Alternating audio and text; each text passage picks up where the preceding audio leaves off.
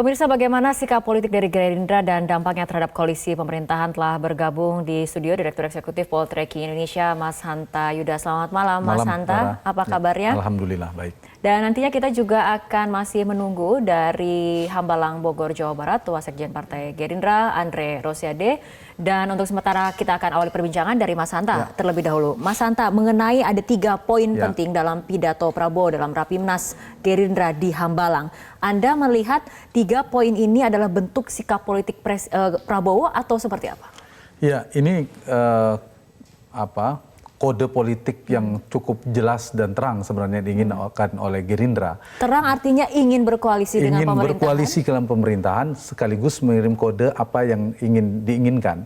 Kalau kita bicara secara normatif tentu ingin tadi pertahanan keamanan, ketahanan pangan, dan ketahanan energi. Ini artinya pos-pos yang diincar oleh Gerindra? Ya, poinnya itu betul. Jadi bisa juga itu sebagai kode yang diinginkan oleh Gerindra. Bisa jadi Menteri Pertahanan Keamanan, kedua ada Menteri Pertanian, yang ketiga tentu berkaitan dengan energi.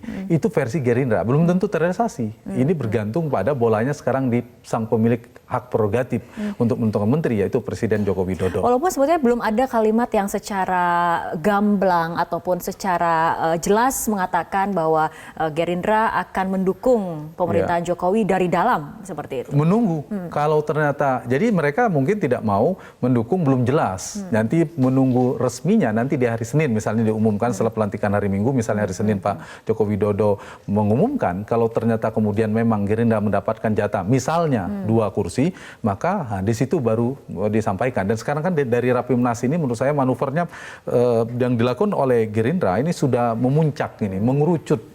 Dari awal kita lihat ketika Gerindra mengumpulkan, Pak Prabowo mengumpulkan koalisi di luar pemerintahan yang kalah dalam Pilpres untuk minta izin melakukan komunikasi, itu satu. Yang kedua bertemu dengan Pak Joko Widodo, Presiden terpilih. Yang ketiga bertemu Ibu Mega pertama. Lalu sekarang rangkaian bertemu dengan ketua umum partai lainnya, ketua umum Nasdem, ketua umum PKB, kemudian dengan ketua umum Golkar yang sebelumnya dengan P3.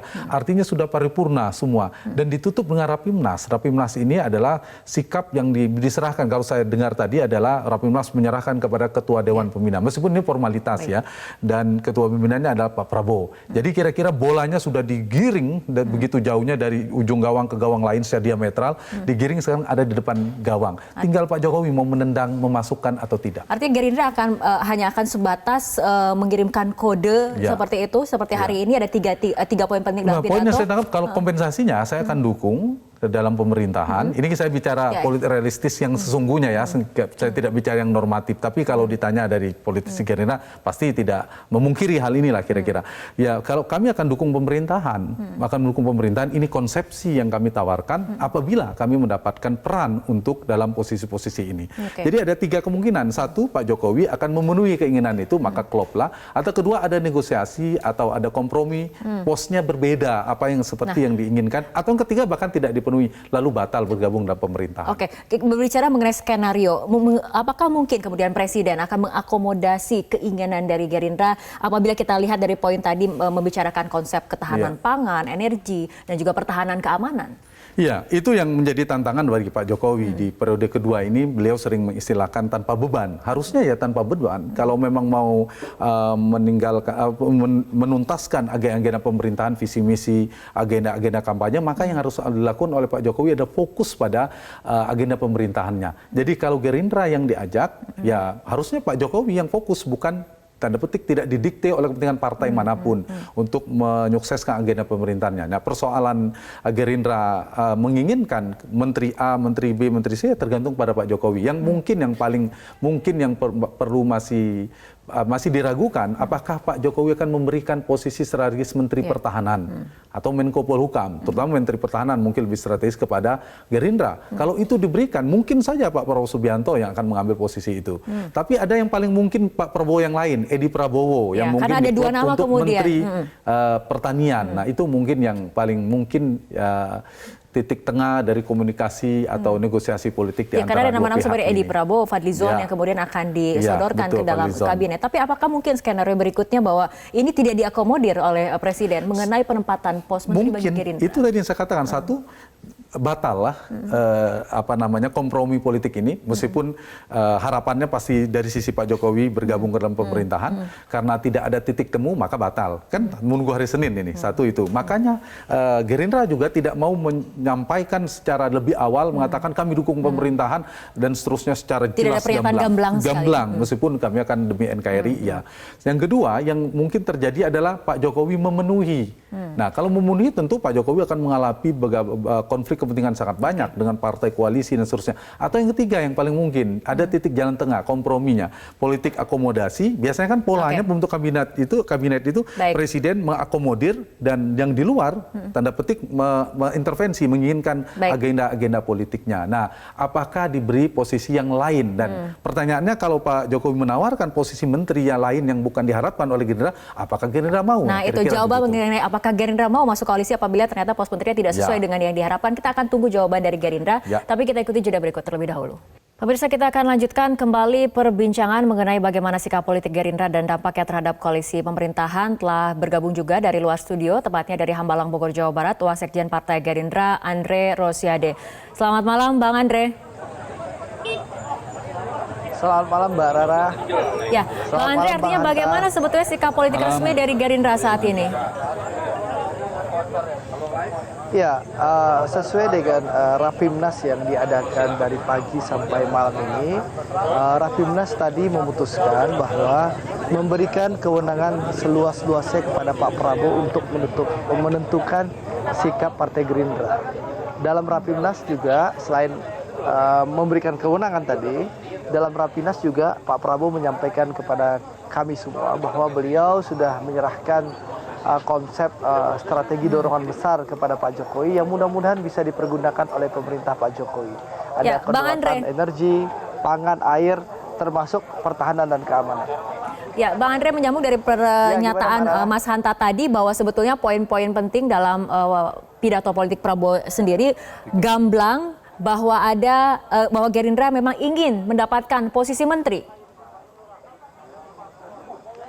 Saya rasa tidak ya. Pak Prabowo dengan niat yang baik, dengan niat tulus untuk kepentingan bangsa dan negara, untuk persatuan negara, melihat bahwa ini kondisi ekonomi Indonesia dalam ancaman. Nah, beliau punya konsep kalau menjadi presiden 2019-2024. Tapi konsep itu kan tidak terpakai.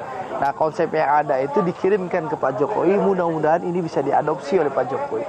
Jadi intinya Mbak Rara dan juga seluruh pendengar Metro TV yang ada, kami Partai Gerindra siap berkontribusi baik di dalam dan di luar pemerintah. Yang pasti kami sudah menyerahkan konsep kepada Pak Jokowi. Silakan konsep itu apakah dipakai atau tidak oleh Pak Jokowi. Apakah nanti akan dipakai lalu Gerindra diminta atau tidak, terserah Pak Jokowi. Yang penting bagi Pak Prabowo, pertama ekonomi bangsa bisa kuat. Ya. Setelah konsep itu diserahkan, menurut Anda sendiri sebetulnya mana yang akan lebih baik? Berada di dalam pemerintahan, masuk dalam kabinet, mendapatkan kursi menteri, atau tetap berada di luar pemerintahan? Ya, terus terang bukan wewenang saya, Mbak Rara. Sekali lagi, Rapimnas dari pagi sampai malam ini mengambil keputusan, menyerahkan kewenangan itu sepenuhnya kepada Ketua Dewan Pembina sebagai pemegang mandat di Partai Gerindra. Jadi memang kuncinya ada di Pak Prabowo. Beliaulah yang akan mengambil keputusan di mana Partai Gerindra akan berada. Dan seluruh kader Partai Gerindra di dalam Rapimnas tadi sudah menyatakan kami sami'na wa ata'na apapun keputusan Pak Prabowo, karena kami percaya Pak Prabowo akan mengambil keputusan yang terbaik bagi bangsa dan negara, keputusan yang terbaik bagi persatuan bangsa Indonesia ini. Ya, Mas Hanta. Ya, yang jelas dari keputusan Rapimnas saya baca dari Pak Andre maupun tadi diulang lagi ya. Saya kira Gerindra sebenarnya bersiap untuk membantu pemerintahan. Artinya ingin siap dan mau gabung dalam pemerintahan. Kalau di luar, oposisi nggak perlu kita bahas lagi ya. Posisinya memang sudah di luar, kira-kira kayak gitu. Nah, artinya Gerindra sekarang siap membantu presiden. Tapi itu tergantung pada Presiden Joko Widodonya. Apakah nanti akan merespon dengan kompromi politiknya bertemu di satu titik gitu. Nah, posisi ini saya kira diserahkan ya. Kalau saya membaca Rapimnas menyerahkan kepada Pak Prabowo, kan belum diumumkan oleh Pak Prabowo di luar atau di dalam. Ada ada keterkaitannya tentu dengan pengumuman kabinet nantinya. Mungkin ya artinya sikap ini masih menggantung karena menunggu pengumuman dari kabinet. Semuanya menunggu, tidak ada kepastian. Semua partai, bahkan partai dalam pemerintahan juga kan berapa jumlahnya, apakah dapat berapa, itu menunggu. Mungkin hari Senin baru diumumkan oleh Presiden Jokowi. Nah, baru jelas nanti sikap partai politik. Jika menunggu hari Senin, maka memang ada kaitannya dengan komposisi. Tapi kalau tidak ada komposisi kabinet dan sebagainya, pengumuman kami di dalam atau di luar pemerintahan bisa diumumkan sejak sekarang sebenarnya. Bang Andre, artinya ini sikapnya masih belum pasti. Apakah kemudian tergantung Pak Prabowo tadi tergantung Pak Prabowo dan apakah juga tergantung dari pengumuman kabinet yang akan dilakukan oleh Presiden Jokowi? Yang jelas Mbak Rara, Bang Hanta, dan seluruh penonton Metro TV, Rapimnas memberikan keputusan, memberikan mandat sepenuhnya kepada Pak Prabowo untuk memutuskan. Itu yang bisa saya sampaikan.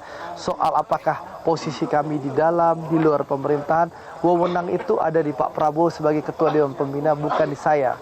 Saya hanya bisa menyampaikan hasil keputusan Rapimnas, itu pertama. Yang bisa saya sampaikan yang kedua adalah bahwa seluruh kader Partai Gerindra solid di belakang Pak Prabowo. Apapun keputusan Pak Prabowo, kami percaya ini yang terbaik bagi bangsa dan negara. Itu saja yang bisa saya sampaikan. Itulah hasil Rapimnas. Konsep dari kerjasama yang ditawarkan oleh pidato Gerindra ini seperti apa, Bang Andre? Jadi Mbak Rara, konsep yang disampaikan oleh Pak Prabowo itu bagaimana strategi dorongan besar. Kita tahu 5 tahun ke depan pembantu Presiden Pak Jokowi hanya punya target pertumbuhan ekonomi 6%. Dan Pak Prabowo punya konsep supaya pertumbuhan ekonomi ini bisa jadi 2 digit 15%, optimisnya, lalu menengahnya 10%, atau yang terburuk menurut strategi dorongan besar Pak Prabowo itu 7%. Itu jauh lebih tinggi dari yang terbaik yang ditawarkan oleh pembantu Pak Jokowi. Nah, itulah contoh strategi dorongan besar yang kami sampaikan. Kenapa kami sampaikan? Karena ingin kami, Pak Prabowo dan Gerindra, ingin bangsa ini maju. Meskipun presidennya bukan Pak Prabowo. Karena beliau seorang patriot, seorang negarawan yang berkeinginan bangsa ini jadi maju. Baik, Bang Andre, kita kembali ke Mas Hanta. Jika kemudian memang skenario-nya adalah Gerindra masuk ke koalisi, walaupun ini baru nanti ditentukannya, menurut Anda fondasi koalisi politiknya akan seperti apa?